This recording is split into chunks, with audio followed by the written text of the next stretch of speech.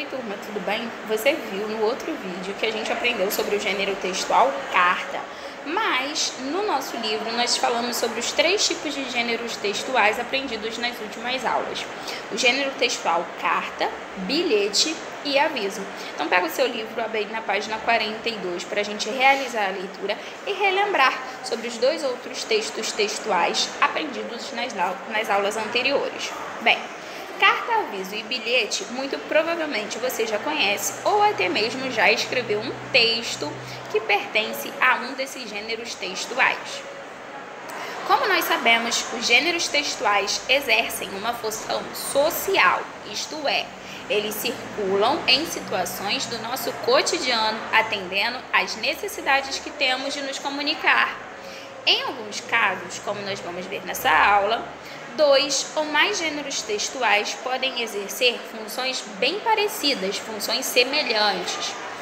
As cartas, os avisos e os bilhetes, por exemplo, são gêneros textuais que possuem uma função em comum. Todos esses 3 transmitem uma mensagem. Vamos ver aqui a característica da carta. A carta é um dos gêneros textuais mais conhecidos e utilizados. Sua principal característica é a presença do emissor. Emissor é quem escreve a carta. No vídeo, a tia até fala que emissor e remetente é a mesma coisa, pois é a pessoa que está escrevendo aquela carta. Também tem que ter a presença do destinatário. Destinatário é quem vai ler aquela carta, é quem vai ler a mensagem. E tem o local e a data. No vídeo, somente sobre carta, a tia te explica que local e data tem que ser a primeira linha de uma carta. Então, como você vê aqui, ó, na carta de exemplo, você tem a primeira linha é composta pelo quê? Local e data. Depois, você tem querida Chapeuzinho. Querida é uma saudação. Chapeuzinho é o destinatário, é para quem a carta foi enviada. Abaixo você tem a mensagem. Aqui você tem beijinhos da vovó. Beijinhos é a despedida, lembra? Lá no vídeo a tia fala. E tanto a saudação como a despedida, ela depende do grau de intimidade que você tem com aquela pessoa. Beijinhos da vovó. Vovó é o emissor, ou seja, o remetente.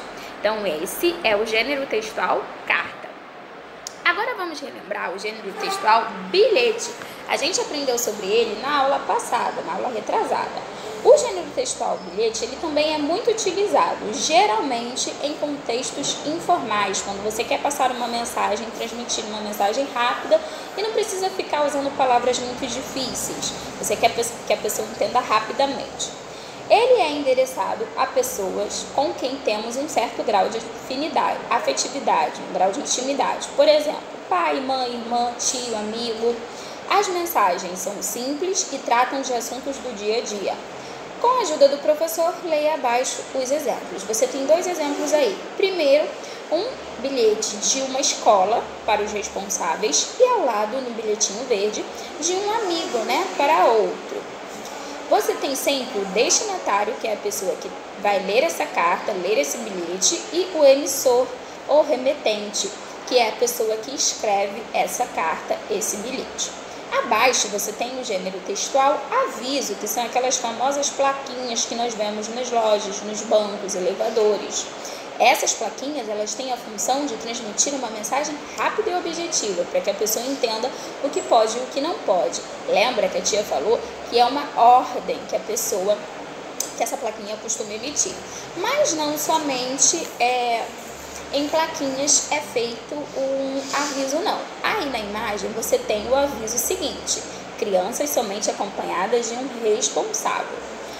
Pode existir avisos também na parte escrita, sem ser plaquinha, como esse que você está vendo aí, da Fundação Júlia Nogueira, assinado pela Júlia Nogueira, e ela fala sobre uma peça teatral da Branca de Neve. O aviso, na maioria das vezes, quando ele é desse jeitinho que está aparecendo na sua imagem, nós chamamos de comunicado. Agora nós vamos realizar a atividade do livro, tá bom? No número 1, com a ajuda do seu professor, conecte Correlacione as colunas.